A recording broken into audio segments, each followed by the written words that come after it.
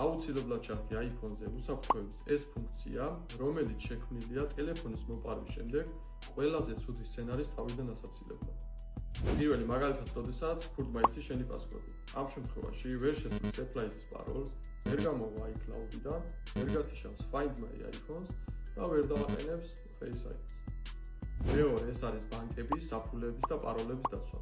ასეთ დროს დამატებითი დაცვა იქნება Apple Pay-ს, შენახულ პაროლებს, ბარათებს და ფინანსურ აპებს.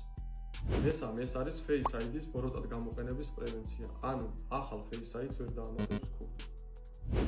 მეოთხე, ამ ფუნქციით შეგიძლია Find My iPhone-ით ტელეფონის დაბლოკვა, ასევე ტელეფონის დარესეტება, ისე რომ საერთოდ ყველაფერი წაიშალოს.